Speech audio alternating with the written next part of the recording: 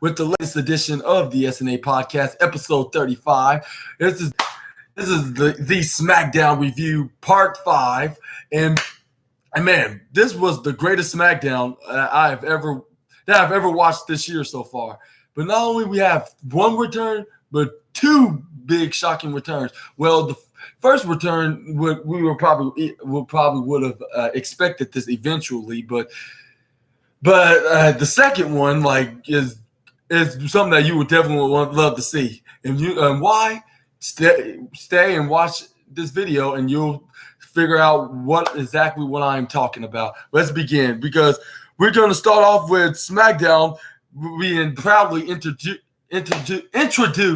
as to Pat McAfee, which we haven't seen him in months, probably since WrestleMania, if I'm not mistaken, like when he took on The Miz. And then this when Austin Theory interrupted, and he was like, this ain't SmackDown, this is Austin Theory's show. Or Austin Theory Live, that's what he said. That's right. And then that's when he started talking so much rubbish into this former WrestleMania opponent from last year, WrestleMania 38, the same guy that he lost to before he gotten better and better as the A-Town man, as the A-Town self-proclaimed former United States champion. That's the self-proclaimed greatest United States champion in WWE history. In the former one at that, I should say. And anyways, this is where Austin Theory continued talking this rubbish, saying, look at here, I'm trying to think. And that's when the fans started. He was like, and like when you were 26, like you had a mugshot. While I was 26, I was breaking records. Like, well, not entirely, but I'll say the only thing you achieved was basically the United States champion and beating the actual greatest United States champion, which is the man that's going to be on the Grayson Waller effect later on tonight, from tonight's SmackDown. But make sure y'all stay and watch until the end for me to talk about that later at the end of this video. But this is where he started continuing, saying, I'm on the mug, I'm on the t-shirt, I'm on the backpack. There's nothing that I can't do. Shut your mouths. And then this is what Austin said, I'm out there because of you me had unfinished business from back last year. But even though, that may be true, but yeah, you have a 0-1 record of facing Austin Theory. He's Austin Theory, but he has a 0-1 record against Pat McAfee, because the last time they were face to face in the ring, he suffered a loss. Yeah. Vince McMahon beat Pat McAfee for him after he just lost to Pat McAfee with an amazing performance from the former NFL Indianapolis Colts punter. But yeah, it's where he's like, you just came from out of the plane, like sitting behind the desk talking about college football and etc.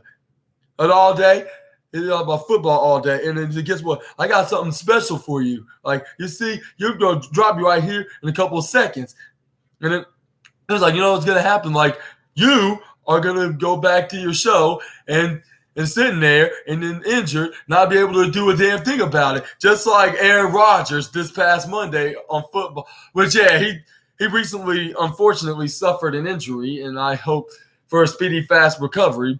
But yeah, back to this promo segment. This is when Pat McAfee interrupted him. He's like, you're not going to do a damn thing, and I am pumped that you're trying to dress like me and then be like me. And then that's when Austin Theory's like, oh, really? I'm trying to be dressing up like you? Like the difference between you and me, I look like he said, he basically said, I look like a god dressing up in this black tank top, while you look like just like some Lego employee that's flipping fries at a local hamburger joint. I was like, well, if that was the case, he has to do what he needs to do in order to survive, because his sporting career is not really not really doing him much favors at the moment, but it really is doing him favors, especially getting paid really good. Like, I would say the greatest, but he's probably getting paid very well as a sports commentator on college football games. Yeah. Like, I would like to have a gig like that if I was into commentary. But, and then as you see me, I'm just getting started as a YouTube journalist. So I'm just here talking about YouTube videos. So, but enough about that right now. But I'm going to tell you, like, this is the second biggest surprising return, or not biggest, I'll say the second surprising return, more bigger than the Pat McAfee one, because Pat McAfee introduced the man we haven't seen in the WWE rings in over almost 4 years. And that man is none other than Doink the Clown. No, I'm just kidding. It's the People's Champ. That's right. It is Dwayne the Flubbin' Rock Johnson. Yeah, he made his return in over 4 years. Or not over 4 years, in nearly 4 years. But yeah, my mistake on that. But yeah, in nearly 4 years, like, he made his ring return. Like, and I was like, when I started hearing this music when Pat McAfee introduced the returning of the Brahma Bull, I was like, you can't get any more serious than this. Like, what? And then I was showing everybody in the family, including my mom. I was like, look, he haven't been in WWE in half a decade ago. Yeah, like from their debut show, which was back in October 2019. Which now, if he waited another month, that'll have been a whole year since the last time he's made an appearance in the WWE ring. Yeah, and on the WWE televised show, such as SmackDown, of course. But yeah, he came out. He was like, finally, The Rock has come back to Denver, Colorado.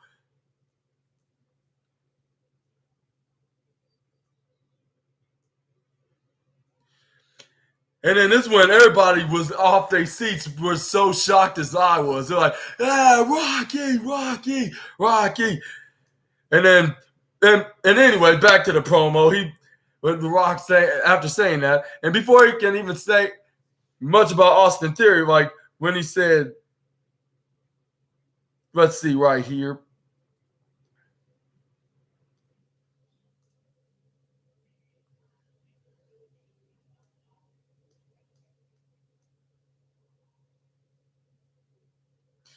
Oh, yeah, that's right. He's like, this is when he was like, it doesn't matter what The Rock said. It doesn't matter what the Rock do and blah, blah, blah.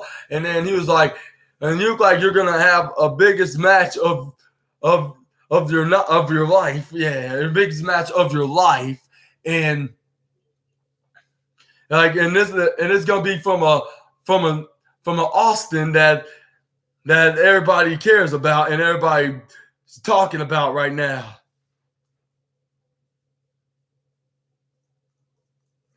He was like, he said it like in the lines of this. He was like,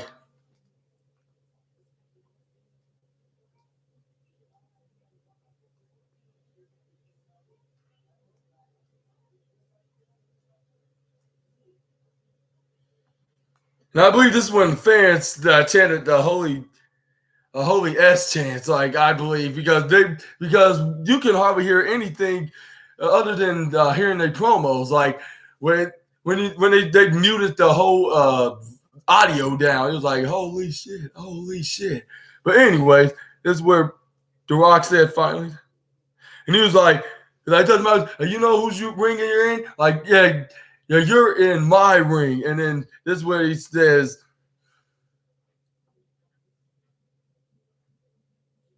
yeah, it's been a long time, Rock. Like, it's been a long time. Anybody seen you? And then he's like, let me tell you. And then this is when The Rock's like, shut your bitch ass up. And I was like, like, damn. I was like he just told him straight up, like, I haven't heard anybody use the B word like The Rock has in years. Like, so this was the most, I wouldn't say intense. I would say the most. I'll say this was the most, and I would say not impressive. I would say Like this, he said, "Shut your bitch ass up." That made me crack the hell up, and then make like damn, like, and this. I was like, I'll expect, and I was like, wow, like even though I expected the Rock make his return by interrupting LA Knight and being in a promo battle, and I don't understand why they weren't in any kind of face-to-face confrontation at all in the show. Like for them being both in the same building, like I'm surprised they didn't have any kind of promo altercations on one another, like what would manifest like from the past year. But we'd probably still be time. Like I'm not sure what the schedule is of the schedule is, like status as an actor, and then his return means, like, is it just a one-off, or he's going to be making a couple more appearances before he goes back off to Hollywood. That remains to be seen. But anyway, I was like, wow, this is the most unusual. This is the most unusual segment that I would ever seen and hear from this, because they use plenty of non-PG and non-scripted lines on their promos, of course. Yeah. Well, at least on the Rock side of things, of course. Yeah. And then this is what Michael Cole started cracking up, but right after the Rock said that, like when he wouldn't stop talking. And this is when the Rock's like, you clearly don't know how all this works here. Like, and then this when Austin's like, yeah, I do. Like, yeah. When he starts that off the microphone, this is when the Rock went up straight to Pat McAfee. He had him hold the microphone. He took off his jacket. It looked like get ready to get into a fist-to-fist altercation, which that's later on, spoiler alert. But before they got into that, this is when the Rock was like, this is when he did his introduction saying, finally, The Rock is coming to Denver. This is when Austin Theory's like, right here, let's see. Come on.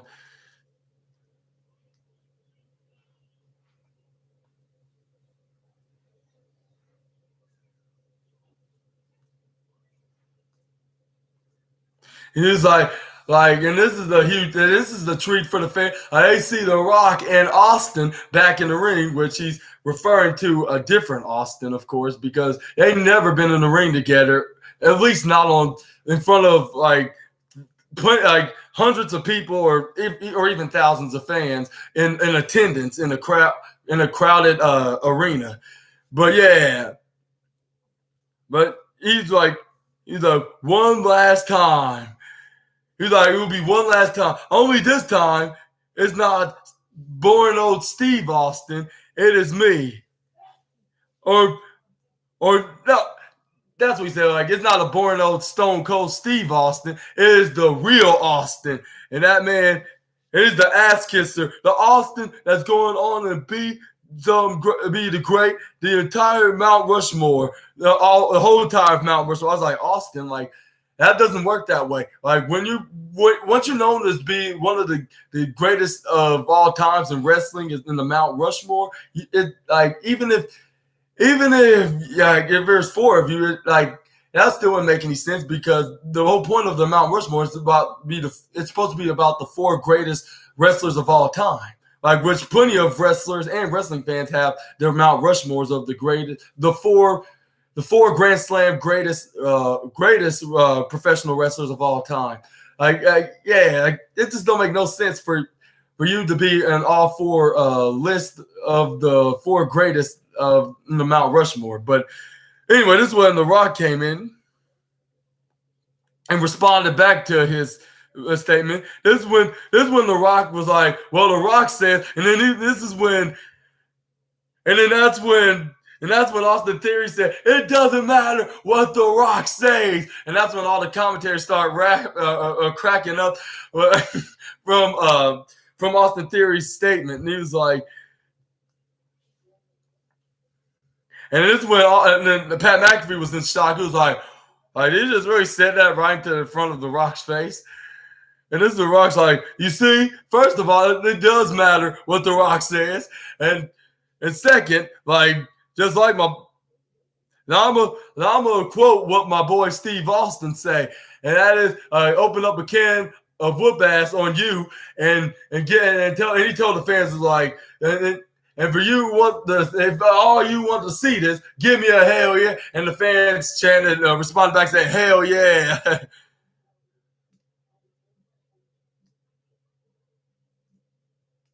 And then this is when he started talking about his.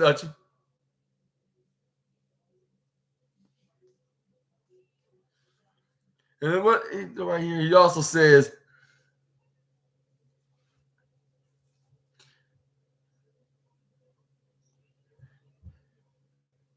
and he was like, SmackDown's my show, and it always will be my show. And then all these fans know it matters what The Rock says. And then that's when he said, "You want to talk trash about Stone Cold? Talk trash about Matt McAfee, and then talk about a whole people here? You're Austin Theory, right?" And he's like, "You're damn right." And then he was like, and that's Austin Theory. Yeah, he said that. And then that's when The Rock's like, right. Like you're from A-Town. That is right. You're also damn right about that too. And he was like, "Well, something else than I'm right about the equivalent a-hole. Something else that you also are is an a-hole." And then that's when the fans start chanting a-hole. And that's when they had to mute it out once again because it was getting louder and louder. And then it was loud to the point like you could hear it very clearly if they didn't mute it out, like in your television screens, because like it was taking over the arena that they were at live in Denver, Colorado. Yeah, in Denver, like you're like, "Hey ho, hey ho."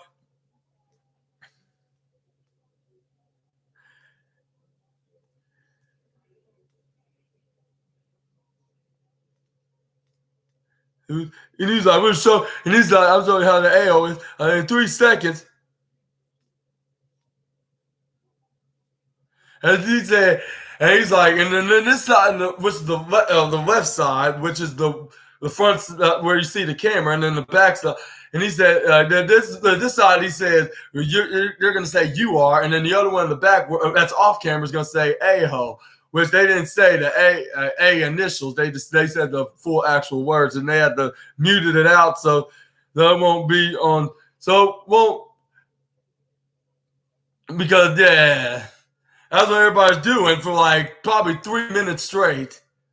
And he's like, "You are," and then The Rock and Pat McAfee pointed on the side that said "you are," and then he pointed there and he said, and y'all say, and he said, "A-ho," like "you are, A-ho, you are," and then that's when Austin Theory was like, "All right, that's enough. Like y'all need to watch y'all's mouth," and y'all. And Rock like, "I'm gonna beat you down, and I'm gonna hit you with the A-Town down," and then he was like. And then The Rock's like your last name Theory, like I have a theory that you're about to get your ass kicked. Well, you're about to you're about to get laid the SmackDown on your candy ass, and and then that's when they start fighting. They start throwing fists at each other. This is when Austin Theory had the upper hand, started hitting them with fists. But this is when The Rock started coming back, started hitting them with his right, like his signature right fist, like you would do if he was in a comeback situation, like in a comeback move in a match. This is where he Irish whipped him right into the ropes and hit him with the Rock spine buster. And then this is when he hits him with the people's elbow, like. And he went to the left and to the right, and then hit him with the elbow drop. This is where Pat McAfee steps in. And then steps in, and this is when The Rock's like, "Yeah, come here." He's like you do it. He said yeah, you now you try. And then that's when he's like, "Well, like if it's what you and the people want, like I was sure give him." And then that's when he does the move. Maybe it was more like if Ric Flair was doing it, because before he hit the elbow drop, he walked towards the batter beaten Austin Theory. He was like, and then he hits the elbow drop, like boom. But yeah, that was the most shocking. That was the most shocking moment of tonight's SmackDown, like of the night period, or even the most shocking return on Friday Night SmackDown this year so far. And what y'all thought about The Rock making his return tonight? Y'all let me know down in the comments below. But we're gonna. This is where we move on to the next segment, which is the Judgment Day. There was gonna with Finn Balor taking on Damian Priest.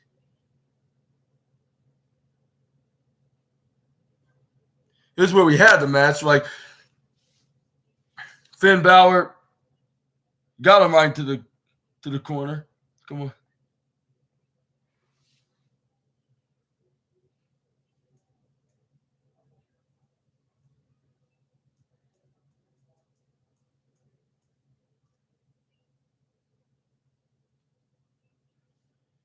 Okay, let's see.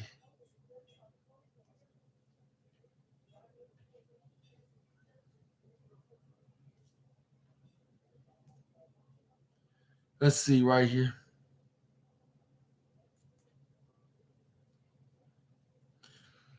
But I'm gonna get to the mid end of the match to recap. Like with AJ Styles getting the upper hand, and then he put Finn Balor right into a top rope suplex position. This is when Finn Balor pushed him out. This is when he was getting ready to try to hit the finishing move, the coup de grace.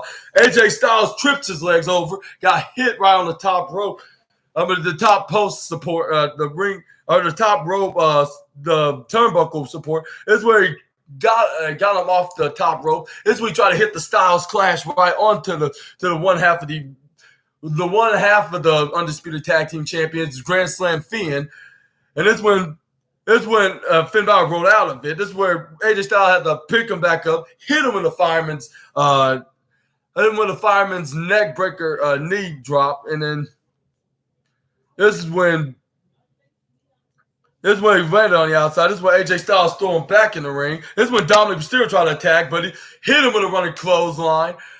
Which he shouldn't have ran up to AJ like that because AJ Styles got ready. This is when Damian Priest tried to grab onto AJ Styles' leg before he can have a chance to get ready to do his finishing move, which is the phenomenal forearm. And then he grabbed his leg. This is when the referee's like, "Hey, I see you, and you and Dominic, get out of the arena." He ejected them out of the match. This is when it was finally only. That's when AJ Styles grinned, like, finally, the referee's doing his job. And I was like, I thankfully agree. Like, referee, do your job. Like, make sure the match is fair. And then that's when AJ Styles was about to get in position, trying to go for the phenomenal forearm.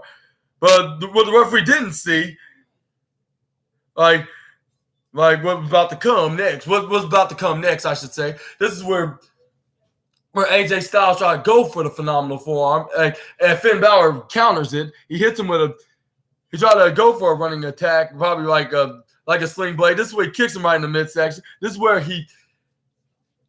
AJ Styles tried to go for the Styles Clash, his secondary finisher. This is where Jimmy Uso came and interfered. This is when AJ Styles hit him with a right hand.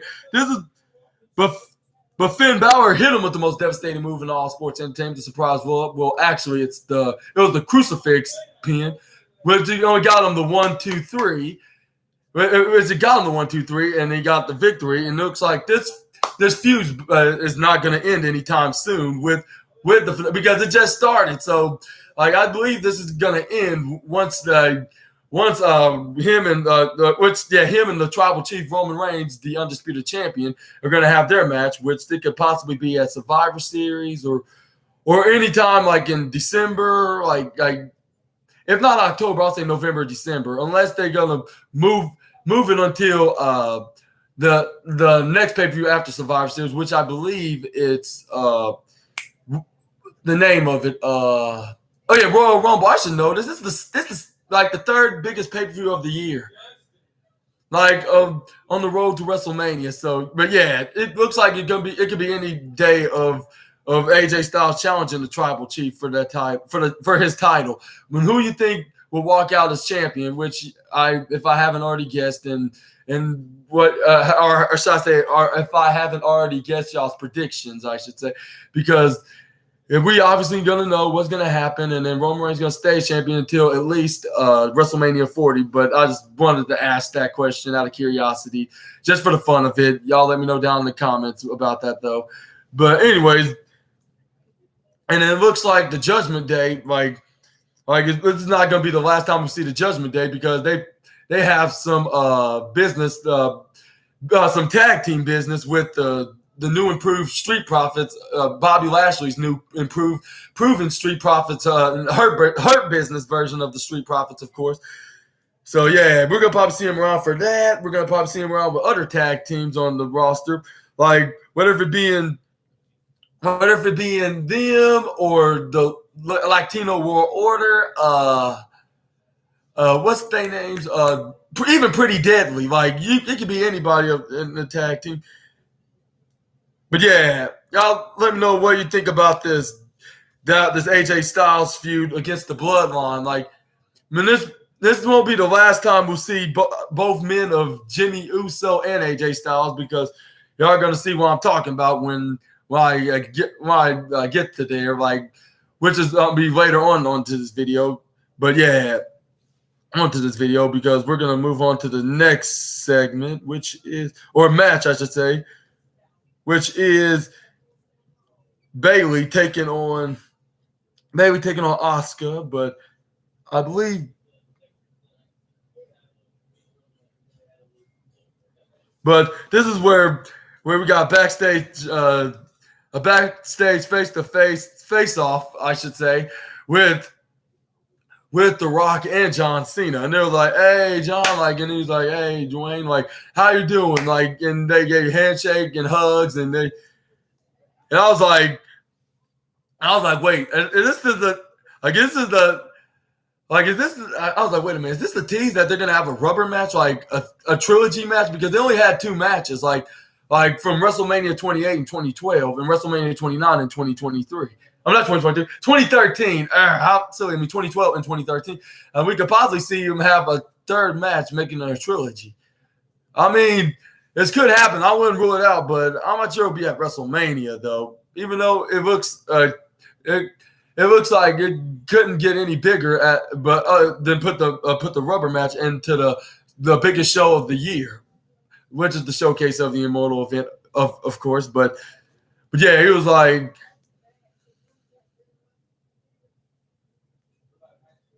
And he was like, and then this one was like, "I see you like not trying to smile there," like, and he was like, John Cena's like, "Yeah, I know, like, but seriously, welcome home here," like, yeah, like, and then this one, The Rock's like, "Yeah, it's good to be here," and then this one, Finn Balor came into the backstage, going straight to Jimmy Uso. I was like, is he confused right now, or does he know that is Jimmy Uso? Because he's talking to him like if he was Jey Uso. But I was like what, like, and he was. I believe he's probably thanking him, though. I was like, I believe he was thanking him. He was like, "Glad you had my back out there, dog." Like it's great. He was probably thinking, it was like, what would be better to have one Uso if we have both of the Usos, like, be in our Judgment Day faction. I was like, I don't think that will happen. What if you have one or the other? Like, what if you have Jimmy or Jay? I don't think it would be both. It won't be a good idea regardless anyway, though. But I don't think they would join because of that simple fact. Like, even if either man wanted to join. So I don't think this is a good idea. Like, you're really testing the waters out here, Finn. And then this is when Jimmy Uso's like, "This had nothing to do with y'all, Us. Like, I was trying to take care of a business of what me and AJ Styles have, against one another." And then this is when Finn Balor was like, and he was like, "I was trying to take care of it," because he has some differences with AJ Styles. And this is when he was telling Finn Balor, was like, "I was just returning the favor. Like, I'm not trying to join y'all in y'all's faction and become a new and get a new family, because the bloodline's not really stable right now, because they're crumbling rather than getting better like they used to be." But But yeah, like he was just returning back the favor. What they did when AJ Styles nearly escaped from him and Solo, when he beat him in that match, beat him in their match. In their match, they had 1-on-1 last Friday. But he's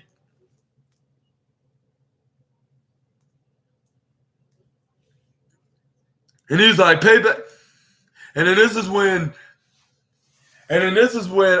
Jimmy Uso's like, yeah, like payback. I give payback whoever did me wrong. And then this is when Finn Balor's like, yeah, like I see that. And then that's cool, man. Yeah, like let me tell you, I seen your brother last week or last Monday. I mean, you kind of miss him, don't you? And then this is when Jimmy Uso's like, what are you talking about? Like I don't want to have nothing to do with him no more. Well, he didn't say he was looking like that though, but. This is when Finn Balor's like, I miss all my brothers at home all the time. I bet you probably miss him, like miss your brother too. Like, and then he said, Finn Balor also said, like, I spoke to him about between you and him in the Judgment Day about you can, and he didn't say no. I was like, well, yeah, that's true. He didn't say yo, but he also didn't say yes. So how do you know if he's even interested just because he didn't say no? Like, unless he said yes, then he's not. That doesn't mean he's actually he's confirmedly interested in you guys. Like, so you should just figure out what's gonna happen next. Like, at least in this persona is because like we all. Like us wrestling nerds know that wrestling is predetermined. Like at least in professional wrestling on national television is predetermined. But I mean, I believe all wrestling is that case because why would you could do moves so perfect, wrestling moves so perfectly, and then doing storylines and segments and promos like so easily, like easily all together that storytelling, like if you're watching some kind of a soap opera. But anyways, yeah, this is when Finn Balor that he was thinking that what if both the Usos were, like I said, like yeah, join together, join the Judgment Day. And this is when Jimmy Uso like, are you serious right now? Like you couldn't get more fun. And he's like, in the John Cena and AJ Styles issues you're having right now, well, we can help you. We can help defend you on that. And then this is when Jimmy Uso's like, I appreciate that, but I'm not interested. You know what I'm saying, Us? Like, and this is when Finn Balor's like, I want. And he's like, when also in the Judgment Day, there's no leaders. Like we're all our respective selves into the group, and none of us are slaves or lackeys or minions, like which is a nod to him being just a sidekick, one of the two sidekicks next to Jey Uso with Roman Reigns is the Bloodline. Like when they were the tag team champions, like he was nothing but their lackeys and their and a sidekick, that's an obvious nod, of course, like because like who else would he be referring to? Like, but this is when Jimmy Uso was very interested in what Finn Balor was saying. He was like, you know what that means? He was like, maybe you're onto something, but yeah, he just don't know. He didn't say, even though he didn't say yes, but he also didn't say no. So he could join them, but the reason why I would say, even if Iron Man did join the Judgment Day, I don't think it would be both of them joining because for the fact that they're not happy with one another. And then with one another, at least into the storyline, they're not happy with one another because for one half with Jimmy Uso, like he don't have anything to do with his cousin and his brothers, including Jimmy Uso. Like it's because he cost him his shot at the WWE Undisputed Championship. And then also Jimmy Uso don't have anything to do with Jay because he don't want to accept that he was supposedly helping him from becoming the selfish, egotistical a-hole like Roman Reigns. But yeah, what do you think about this? About either of the Usos or maybe even both of them joining the purple color faction. Y'all let me know down in the comments below. We got some LW at the LWO and with the LWO with Rey Mysterio cutting a promo about the hardest times of his life, and then when he's not gonna be in too much in detail, like but he truly devastated, like, but he. Then LWO reminded him exactly who he is, like when he thought of retiring and call his days in wrestling a quits, like called a quits in his wrestling career. But the LWO with Santos Escobar and them showed him that he's more than just a wrestler, and he's more than just he's more than, I'll say, not a wrestler. I'll say he's more than just a wrestler in his 40s, I should say, in his late 40s to be exact, almost in his 50s. Like, he still can move, like if he's still in his 20s, like when he's in the ring, like he's still wrestling like if he was like 2 decades and a half ago, like and he's not ready to go and retire just yet, because he got to start putting more to give back into the wrestling community than he can call it quits just yet. Yeah. And then that's why he's like, now. And he's like, well, now, like, I showed, and I guess they were right, because I'm the United States champion. I was like, yeah, that's true. And then, like everybody said, like all the YouTubers, like, saying you better appreciate these guys, like these guys that are, even though these legendary wrestlers like Rey Mysterio and them, because like in a decade from now, we probably won't see these wrestlers wrestle ever again. Like, so appreciate while I can. Like, it doesn't matter if they're winning championships and they're damn near in their 50s, like him and Edge. Like you should be appreciating these guys, like, on what they're doing and what they can keep on doing for the next decade from now. Like, more in the next 10 years from now, more to come. Yeah, yeah, like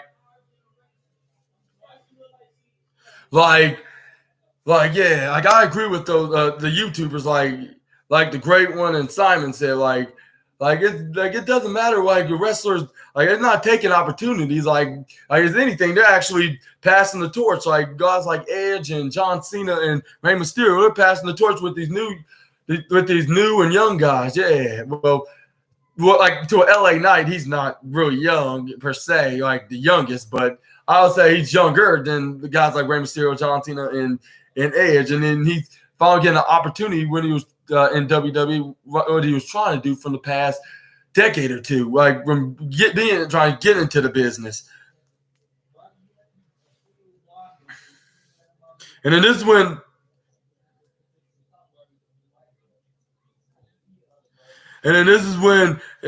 what's his name, Santos Escobar, was thanking him. He was like, you took my place in the finals, or not in the finals, you took my place in the championship match against Austin Theory, and you took him out and become the United States champion.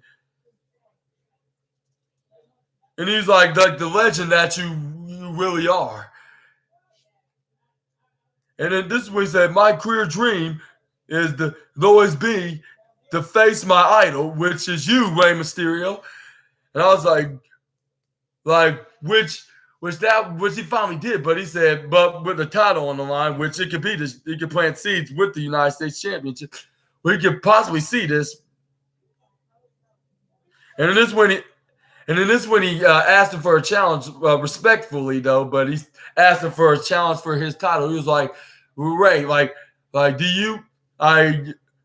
you face me for the United States Championship? And then this is when Ray was thinking. He was like, like he asked with respect, and then this could be a great match. So, like, And he was like, and you're saying that he's like, now Santos, like, you're really saying after all we've been through, like, you're asking for a challenge for the championship, like, for my championship, like, right now, and this is when, and it, and this is when Santos Escobar was like, I have nothing but love and respect for you, Ray, and you know that, like, and this is when Ray was like, and you know that. I feel the same way with you. Of course, I accept, man. Like, and then that's when they handshake and hug. And they're like, which this will possibly be like a dream match, but I'm not sure. I'll say the fans thinking it's the dream match, but because unless the Rey Mysterio was coming back to WWE, but he's been back for the past 5 years, and he's been wrestling for WWE ever since. But I would say that's a dream match for Santos Escobar because he said he always wanted to wrestle him in his youth, like of him having the passion into the pro wrestling business. And then he's finally going to achieve that dream of facing his idol, which is Rey Mysterio. But I don't know when that's going to be. It could be next week. It could be next month, like probably at Fastlane. But yeah, y'all let me know what y'all think when the United States Championship is down and accountable. And it had me thinking, like, don't tell me, like, after the match, whoever wins is Santos possibly could turn heel. But they're doing very successful, even though they don't get that much wins, especially poor Cruz del Toro and Joaquin Wilde. And that's going to be the case tonight, too, because they lost their next match for the second week in a row, unfortunately. And because you know why? Because this is when Bobby Lashley and his new improved Hurt Business faction, the Street Profits, Montez Ford and Angelo Dawkins came out and interrupted them. And this is when Bobby Lashley says right here when he walked out here. Let's see right here. This is when Bobby Lashley was like, yeah, let's go to Denver because that's his likely his hometown, basically Denver, because he grew up in Denver. Even though I heard he was born in Junction City, Kansas, but he grew up in Denver, Colorado, so that's pretty much his hometown. So he was getting hype about being in his hometown tonight, and he was like enough of this awkward love fest right here in the ring. Like 2 weeks ago, like you said, you're taking over. And then, in the looks of that, this is going to be easier than I ever imagined it to be. And then this is when Angelo Dawkins was like, here's Santos asking for opportunities for a championship. And Ray out here just easily giving him the opportunity just like that. Like, and then this is when Montez Ford's making fun of them, saying that's like saying you fans should get opportunities, like you get opportunity. And then this is when Cruz del Toro interrupted. He was like, whoa. He was like, what?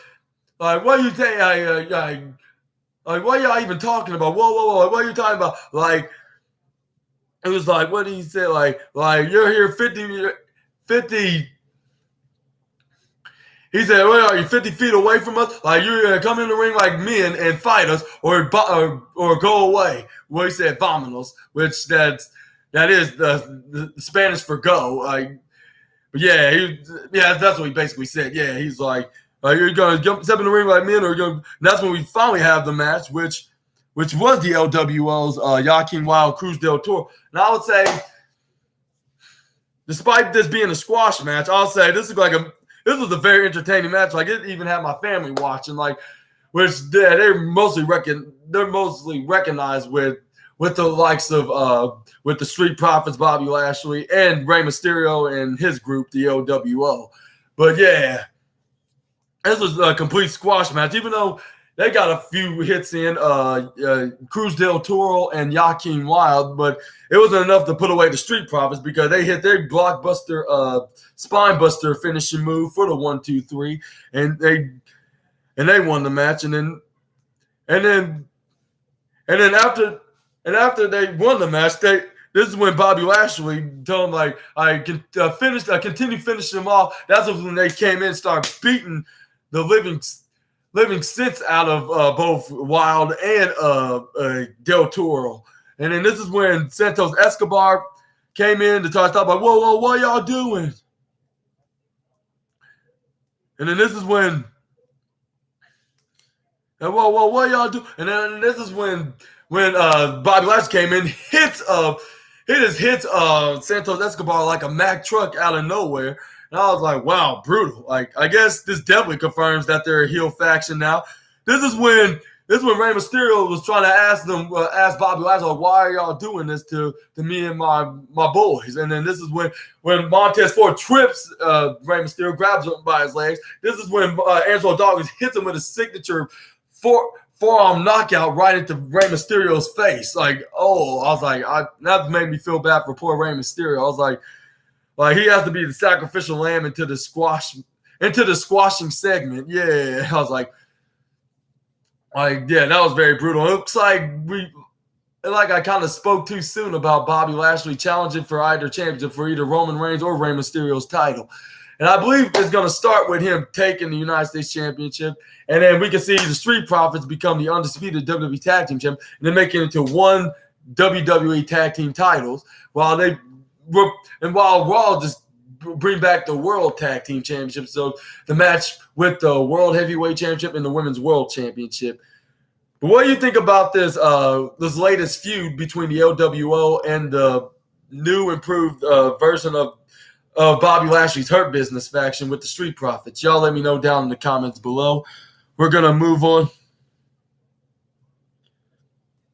I was like, yeah, that was very horrible for poor Rey Mysterio and the rest of the LWO. But I mean, this is making the Street Profits look more dangerous in the ring and make them look like a legitimate threat into the business and be the next dominant faction that's holding all the gold, like tag team gold, singles championships, you name it. Like they're gonna win it. Like it may not be today, it may not be tomorrow, it may not be next week. But sooner or later, they're gonna be holding championship gold individually in their respective rights as individuals and a unit. Yeah.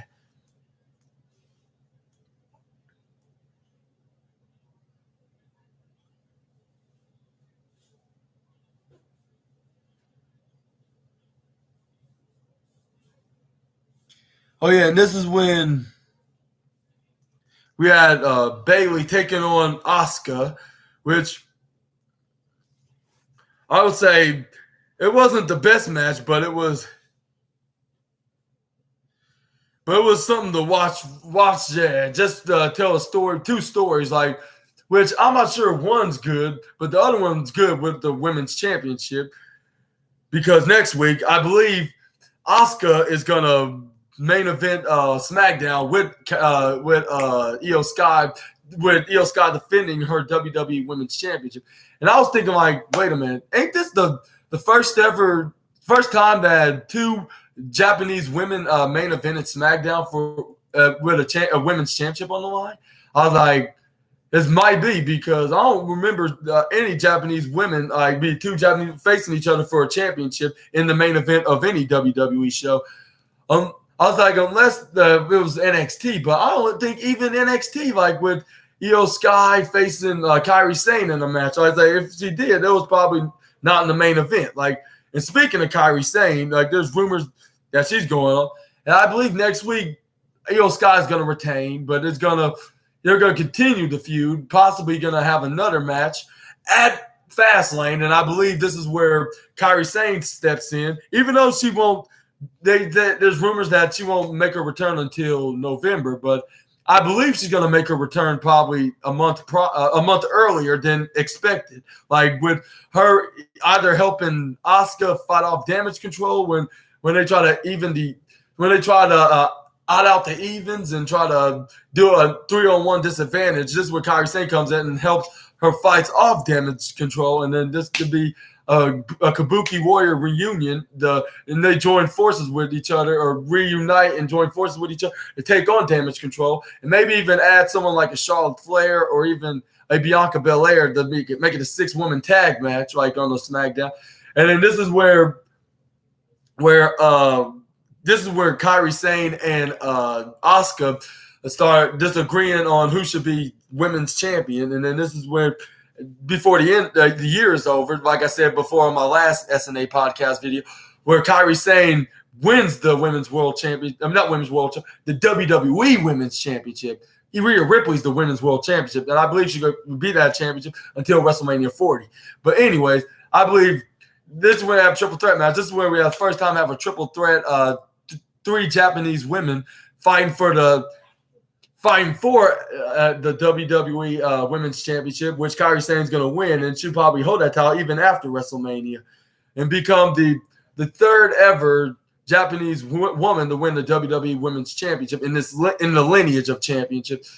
Which I'll say will be the best accolade for them as wrestlers and showing their cultures of their achievements, which I'll say this will be the greatest achievement for three of the both stars of the wrestling business, of course. But anyways, this is where Bayley tries to. But at the end of the match, like this is where Bayley tries to finish off Asuka and on the ring side. This is where Shotzi chased her all around the ring in the ring. This is where Asuka came from behind, hit her with the backslide for the 1, 2, 3. And then this is where Bayley ran off because Shotzi was chasing after her. This is where hand gestures of a handshake to Asuka. Asuka was not sure yet. She was like, you know what? Like, yeah, like we both agreed that we dislike Bayley, so why not? Like, yeah, like for this one time, just friendly handshake. But yeah, what do y'all think about these two feuds? I know the women's championship is more interesting than the Shotzi versus Bayley feud. Like as soon as they have their final match, which I believe Shotzi should win, and then maybe shave off Bayley's hair, like this should be put to bed, and then she could move on to an actual more interesting storyline feud with another women's wrestler that she can share chemistry in the ring with, like on what's opponent that she works good in the ring with. But up next, we got LA Knight taking on The Miz. This was a very good one. Like even though this wasn't like no kind of a typical main event match, but it was still like showing what you could do in mid-card wrestling. Like you can make it more and more entertaining, just as much as the main event matches, like in world championship matches. Like this is what like they're showing, like WWE's finally showing like you can have great matches while you can entertain the fans. Like it can be any match. Like it could be like LA Knight. Like you can face your grandfather and you can still make it look great. Like I gotta admit for the megastar. Like I'm not the biggest LA Knight fan, but I could say I gotta give respect to that. This is where The Miz was getting so many near falls to the point that it was like making him more frustrated, and then at the last pin attempt that he thought he got it, but it looked like he did got it though. Like when he got the last one with the 3, but he kicked out right at the near second of a 2.99999, like 1 out from being 3. But yeah, he hit him with one sliding kick, or boot to the face, like a flying boot to the face when he snap mirrored him. It looked like that was to be it, even though that's not his finishing move, but he was hitting all kinds of moves, like such as, let's see right here. He hits him with those side yes kicks. He hits him with that's what it was. He trips him over, hits him with this DDT, and he still gets a kick out. And he even hits him with a flying clothesline he does, like where he hangs off the ropes. He slams him with a face buster. He tried to, looks like Liv Morgan's finishing move, which is the Oblivion. I was like, wow, like you're really gonna steal Liv Morgan's move just to get a win from the megastar? Like, wow, you really are one sad man. Miz, like, but anyway, this is where they try to hit the skull crusher, but LA Knight counters it. This is when the Miz try to hit him with a tag move with him running the ropes, but LA Knight hits him with a running lariat. This is where LA Knight ducks. This is where he hits him with a Russian leg sweep. This is where a side Russian leg sweep, I should say, like Corey Graves said. And this is where he kicks him right into the midsection, DDTs him. It looks like his version of Miz's DDT. This is where LA Knight started stomping a mud hole, and he would start doing that, and then the referee started saying like okay, like you gotta stop before I hit the count of 5. This is where LA Knight stops at the count of 4. This is where he runs and hits him in the knee right into the face. This is where LA Knight tried to go for a pin, but only got him a 1. He only got him 2, but he only got him a 2.9 count. But I was like, if it was his finishing move, I would have thought that would have been it. Like, I would not expect it to be 3 with these stomps to the mud hole. Even though if it was, he could possibly would have beaten. Even though he wouldn't have beaten a world champion like Roman Reigns with the stomps that he was doing with the Miz. This is where, like if Roman Reigns was like the Miz's size, this is where he tried to hit him with a power slam. The Miz rolls out then in the most devastating move in all sports entertainment. LA Knight counters in the most devastating move in all sports entertainment when he tries to attempt it, but the Miz counters it into his own finally, but he kicks out of it. This is where they were in the. This is the Miz where he kicks. This is where he kicks him right in the knee. He tried to go for another DDT, but he pretend that he got hit, but really he was hanging on to the ropes, so he don't really take the force of the impact. And I thought they were gonna oversell this DDT, but I was like, no, like they acknowledged the fact that maybe it was a planned spot, like him hanging on to the ropes and pretend, but it was all just an elaborate trap to the A-lister. And this is when LA Knight was in the mid rope. This is where he was getting ready, trying to go for a ramming spear, and then hits him with a springboard crossbody, but the Miz booted him right in the face in the interception. This is where the Miz got him a wedge right into the ropes, into a draping position. This is where the Miz kicks him right up into the midsection. This is where he hits him with a code breaker with his legs draped right onto the ropes.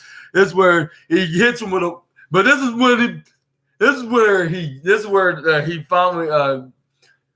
where he almost had him with a 1 and a 2, and then even though it wasn't the skull crusher finale, but it looked like he was about to get the 3, but the LA Knight had his shoulders up right before the referee can touch the mat. I was like, wow, like if he can take moves like that, like who knows what it could would end up being like if he faced on like a Roman Reigns. Like, even though it won't happen anytime soon, but I would say it could be not until a year until we see that dream match, like, well, modern day dream match.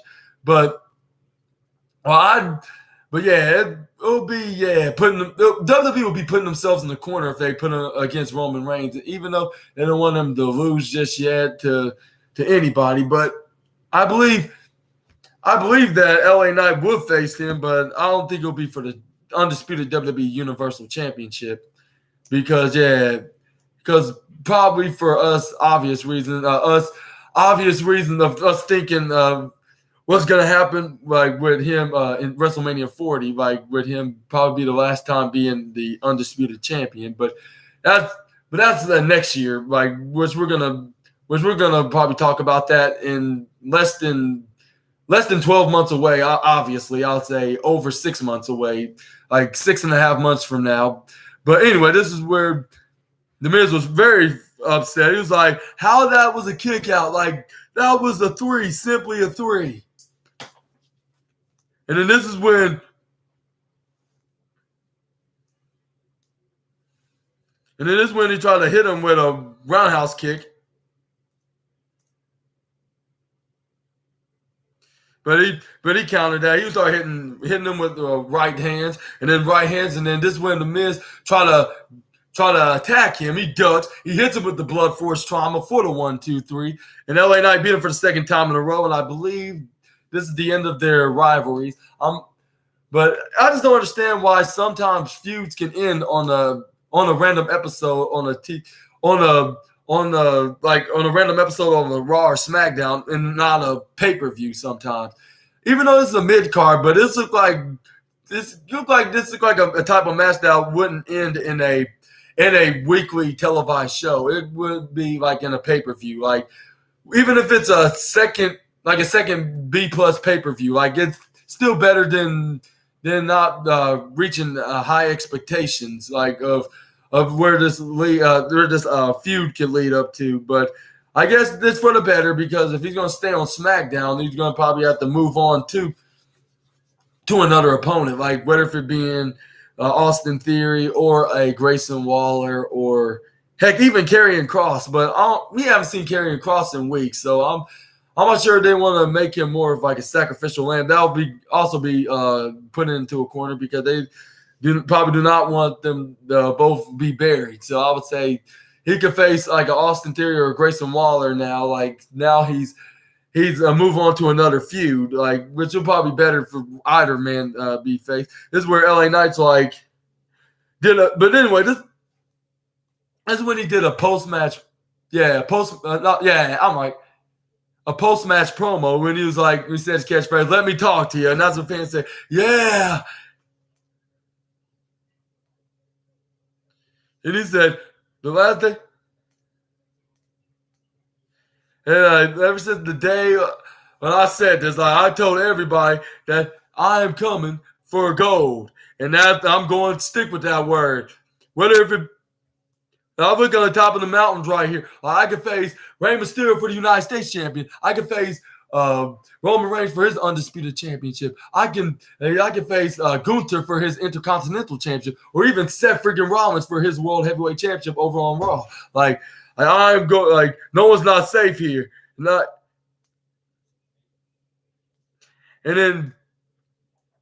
what everybody's cheering. And then he's like, once I go after one of these four men that are champions, like everybody gonna be on my side, and while I beat them and hit them with the blood force trauma and become one of the new either of them championships. And then when everybody say my name, LA Knight, yeah. And then this is when, and then yeah. And this is when LA Knight walks out of there. I was like, before that, he walks out of there. He did his hand movement thingamajig, like with LA Knight. Yeah, like I was like, well, are we gonna see The Rock come out? Like, unfortunately, we didn't. Well, that remains to be seen, though. Like, I believe we're still going to see a promo battle with the Great One against the Megastar in a promo battle, and maybe even in a match. Like, we're just going to have to see. We're probably going to have to see that in the next upcoming weeks. Like, if The Rock is going to be making a couple more appearances. Like, what do y'all think? Do you think we're going to see a dream match between the Megastar and the People's Champ, or some kind of a promo battle which The Rock will call him out being a wannabe Rock and saying, yeah? I think that's going to happen. I don't know when, but I think it's going to eventually going to happen. Y'all let me know down in the comments if you agree with me or not on that matter. But anyways, we're going to go to the –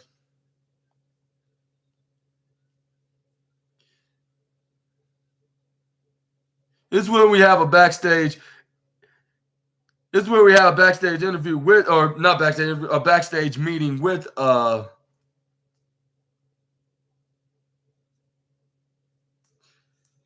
then this is when Elton Prince, and this is when Alan Pierce is like, well, you've been on that sling for like over a month now, and it looks like you're like way over a month. I'll say way over a month, maybe 2 months. Because it was probably near like August or July. I think it was August, like at least almost 2 months from now.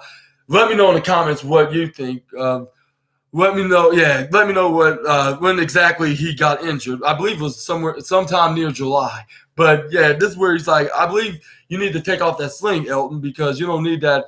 You need that anymore because it says right here you're medically cleared to compete again. And he was like, no, like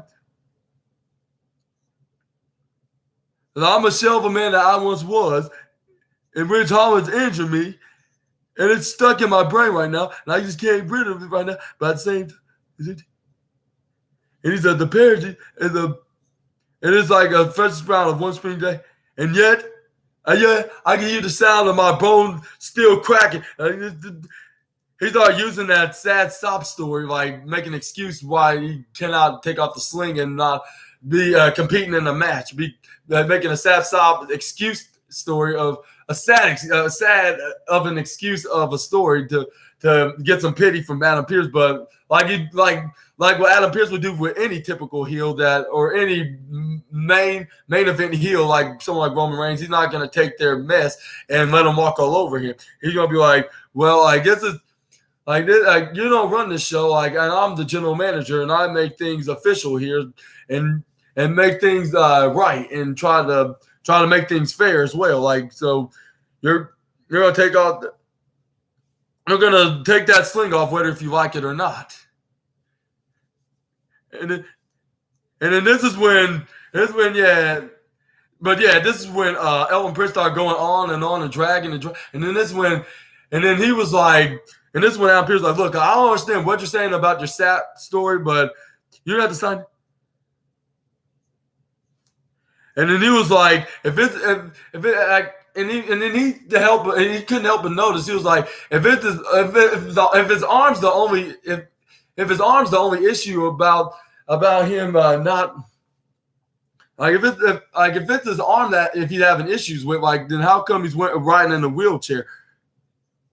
And he's like, why you have the audacity? I was like, yo, pretty deadly. Why are you getting so defensive? I can understand if y'all made an excuse why he's in a wheelchair, but that's one thing. But getting defensive and trying to shame him for asking that question, that is totally something else. Because you don't get defensive when someone's trying to ask you a curious question, saying why you're in a wheelchair when you don't need to be. And then this is why he's like, and this is when Kid Wilson started calming down Elton Prince. He was like, yeah, just calm down, everything's gonna be okay. And then once you're cleared, and Elton, with the perfect you'll be back performing. We'll be back, and then we're gonna be showing that we are the best tag team in the world. I was like, well, that may be true in in the next year or so, but I don't think right now, because we got so many great tag teams on SmackDown with the likes of the Street Profits and who else is the active tag team on SmackDown that's really good? I'll say the Brawling Brutes and even the LWO, even though they lose all the time. But I don't think that they will be the top tag teams in the Blue brand, because they're not quite there of being bragging about being the top tag team, of achieving something in the tag division.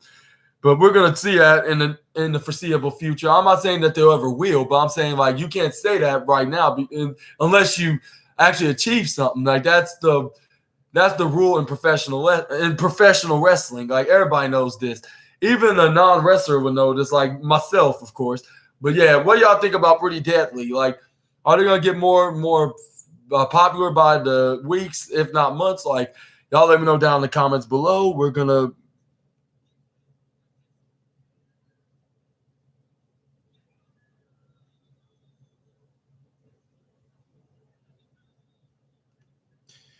And then this is where we had the Judgment Day backstage, discussing about the Usos. I'm like, well, whatever this means, even though they could be on both shows on Raw and SmackDown, but I don't get why they're doing this right now in this concept. If you're not going to split up the tag team championship, you might as well bring the WWE Tag Team Championship to the undisputed WWE Tag Team Championship to make it properly sound. Bring them over to SmackDown, and then reintroduce a new tag team title, which is the returning World Tag Team Championship, just like they did with the new World Heavyweight Championship when they kept the undisputed WWE Universal Championship over to SmackDown and gave Roman Reigns a new design championship. Is one big platinum gold plates WWE logo championship. which everybody said this is not the best title, which I'll say it's a really good championship to update it being as a WWE championship of some sort because like at the end of the day, after Roman Reigns have his historical reign as champion until WrestleMania 40, and then he gets dethroned at that event, they're going to go back and call it just the WWE Championship, which has my obvious prediction right here, which y'all probably have different opinions of me, but I'm going to let y'all decide and let y'all talk about that in the comments below. But anyway, back to the Judgment Day. I was like, I don't think whether if it be Jimmy or Jey Uso is going to be one of them, which I believe it could be Jimmy Uso. This could be a very shocking twist. Like you could probably expect it to be Jey, but I think it could be Jimmy, because for the fact that he is a heel, but at the same time, that'll be they're both Jimmy and the Judgment Day's revenge for Jey Uso not joining the purple colored faction. The Gothic purple and black colored faction, I should say. That'll be their revenge of having Jimmy join the Judgment Day and get some revenge. And this will plant those seeds on the road to WrestleMania 40, with them finally having their potential match, if you know what I mean. Jimmy Uso will get his revenge for his so-called revenge for not trusting him and not listening to him about what he was trying to do for his brother. And then the Judgment Day get their revenge for not joining them. And then that'll be a programming for both on Raw and SmackDown. And this could be a brand-to-brand feud, with the faction and Jimmy Uso, with him having backup with the likes of Sami Zayn and Kevin Owens and even Cody Rhodes, with them teaming with one another, with these guys teaming together against the other side. But yeah, y'all let me know what y'all think about this story. Where's this faction storyline is going to in the comments below, because we're going to head over to the Grayson Waller effect, which we do have the special guest John Cena right here into this Grayson Waller effect segment. And then this is when it's like, wow, this is if I had a hat on, I would have took it off.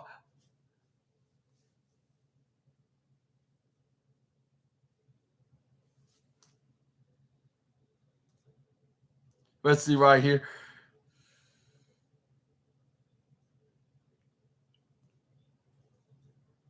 Let's see right here.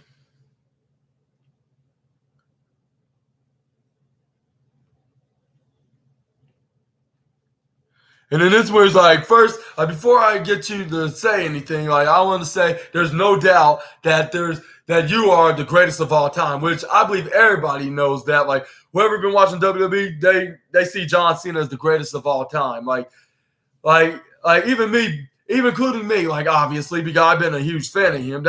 He's one of the reasons why I've been watching WWE for over a decade now, in the first place, because he'd be one of the guys, the reason why I watch WWE, especially when I watched it even with my brother, when he used to watch it on a weekly basis. But yeah, he was the GOAT of the Ruthless Aggression era days and the modern PG days. And then even for being a part-time, it's great to see the 16-time WWE World Champion. And this is, and I'll say this was the greatest SmackDown with both him and The Rock being on there. And I'm going to tell you how much star ratings I would give for this SmackDown alone. But anyways, I'm going to talk more about Grayson Waller.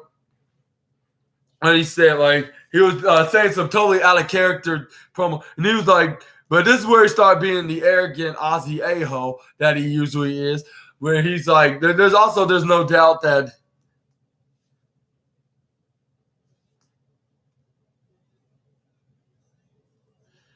and he was you said, there's no doubt that you haven't been the same since WrestleMania. Ever since you lost to my business partner, or what do you call him? Associate. That's what he called him.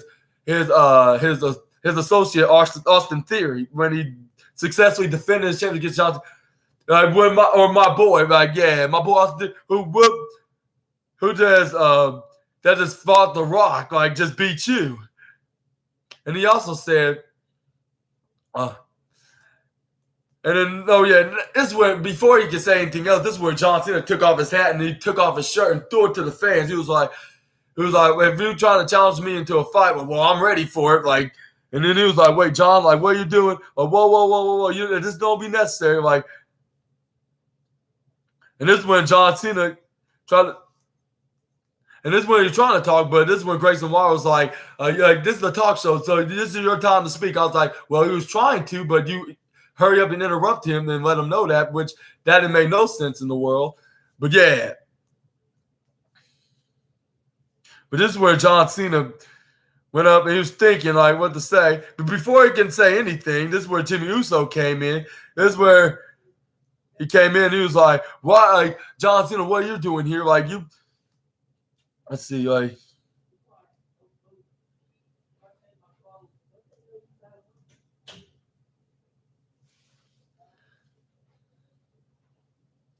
Let's see. Come on. No.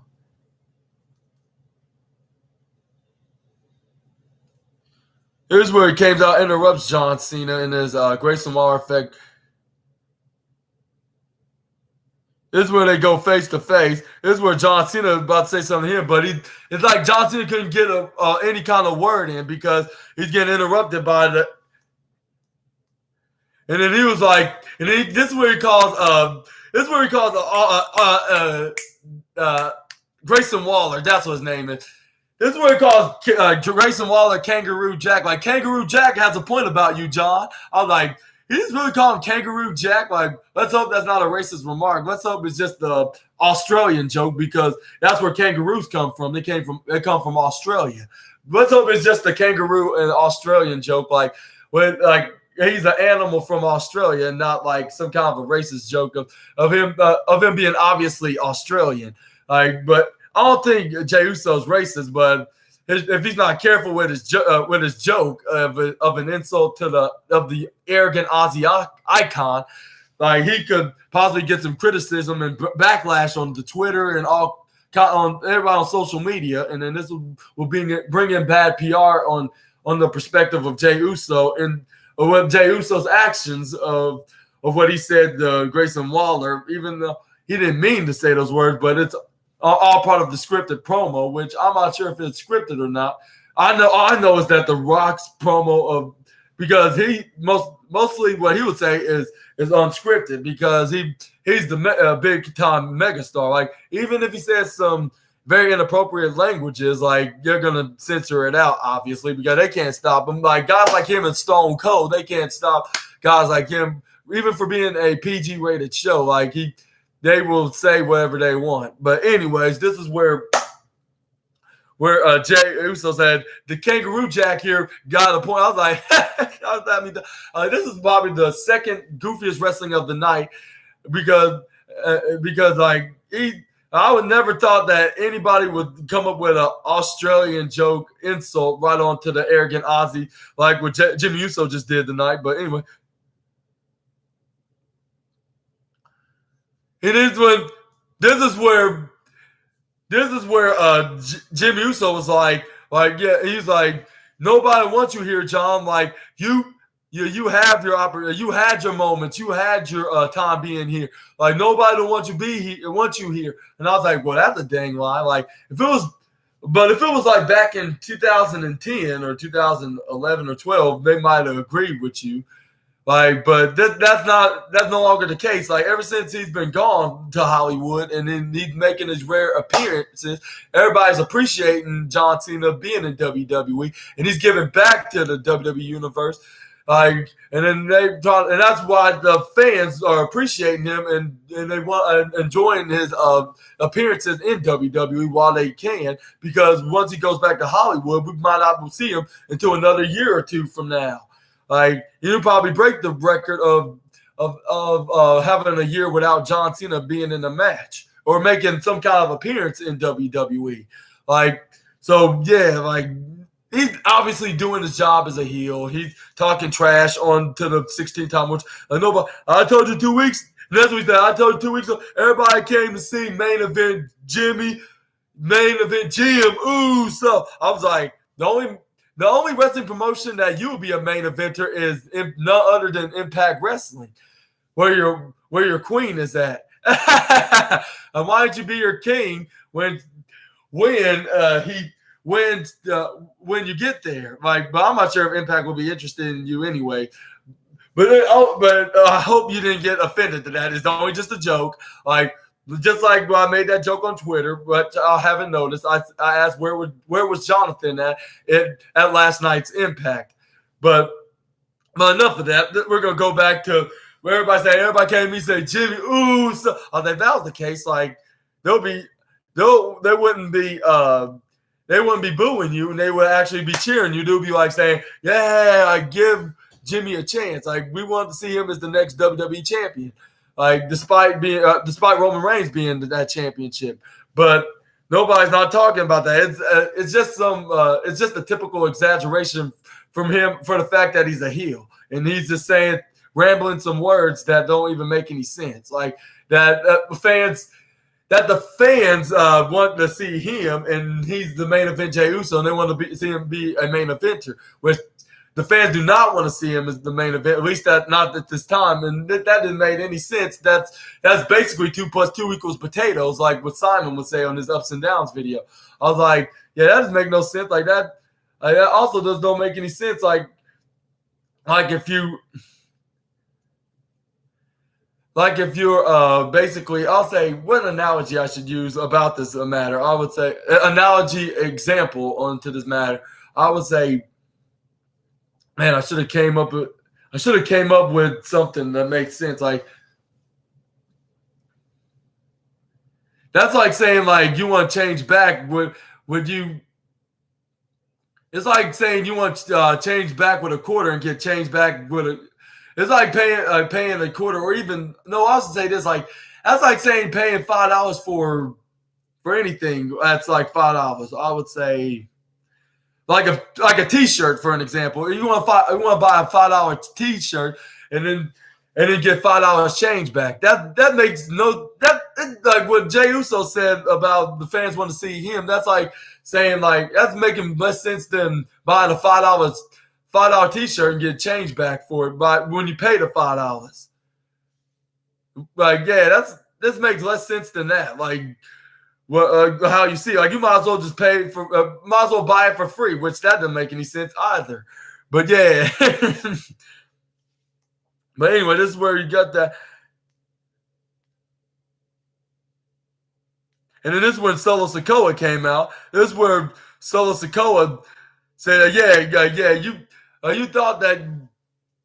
You can come in right now and think you can punk me, John? Like, I have my little brother on you. Like, yeah, like, spike him, Solo. Like, that's what he's telling him. And this is where Solo grabbed onto him, nearly choking him, grabbing him by his shirt collar. He was like, you're still not with us. Like, no matter how much you say that we brothers and all, and that you that I always have your back. And he was like, it looked like he was about to spike him, but it was all just an elaborate trap. An elaborate bruise and trap to the face of that runs the pace. That runs the pace, not the pace, the place, the face that runs the place, because he super kicks him right out of nowhere, like boom. He's sort of like a champ, like, and this is where they both start stomping on him. This is where AJ Styles came for the aid of John Cena. I mean, even though if John Cena, if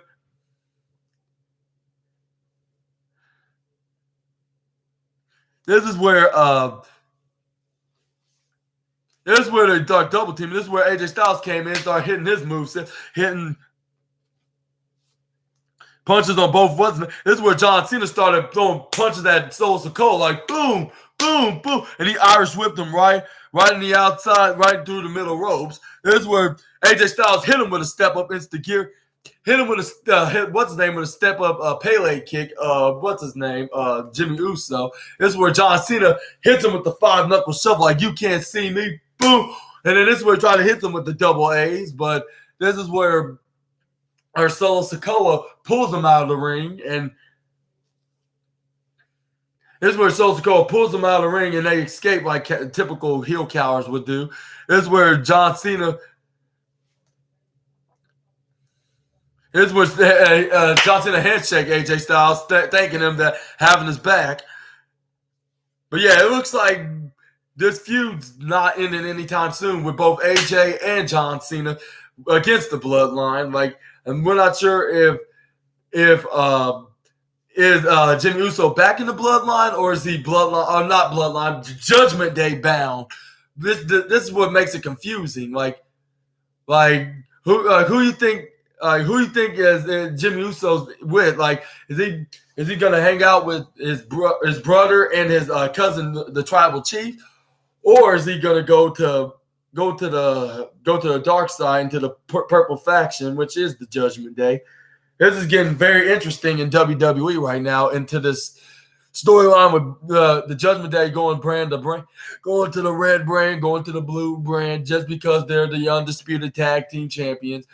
But yeah, when it had my attention, I was like Solo nearly not spiked him, but even though he did that all to trick John Cena, so to make it think to make it look like it, with John Cena being cocky, which he wasn't cocky. He was like he was not sure, not because he going out of character, is because for the fact that he's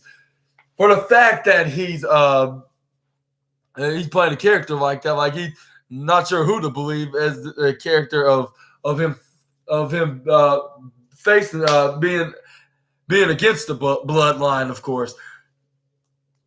This is when John Cena hits the three fingers up, like, which I can't say what it really means about, but he does that, and then he handshakes AJ Styles. That was the end of the match.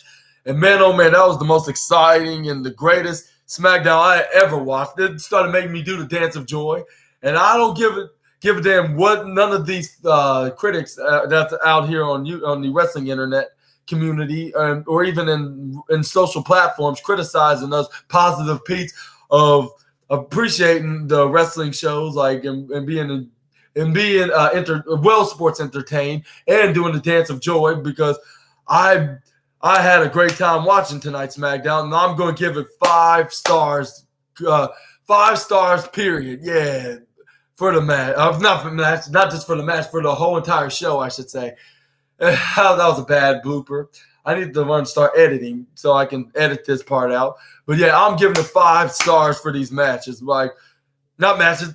I did it again. My bad. I mean, I'm giving 5 stars for these for the whole show completely, which I'm not sure I ever done with either WWE or any AEW reviews before. But I'm giving it 5 stars whole, like 5 stars whole, like of watching it, for the return of The Rock and then John Cena finally getting more physical in the ring, even though it's not in a match, but it was in a brawling segment, like, and being interrupted into him being a special guest of the Grayson Waller effect.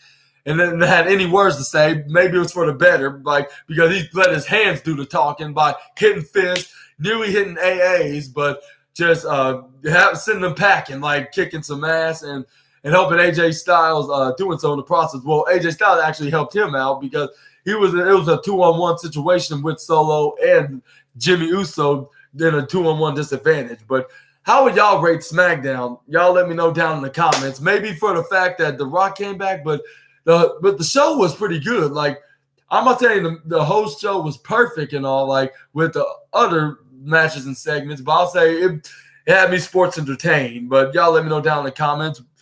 And also, I forgot to talk about after LA Knight's matchup of making his presence known. Like, he will even face Roman Reigns if he had that opportunity. Let's see right here. With Solo Sikoa telling Paul Heyman something, I can get between the lines of. He says right here, here's when Paul Heyman asked the question, like, Solo. He was like, I want to be booking him. He's like, Paul, I want to be booking a match with this guy,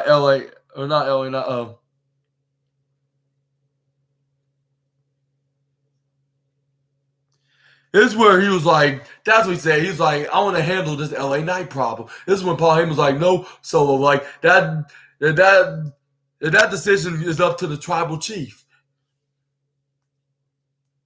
and that order going to like, and that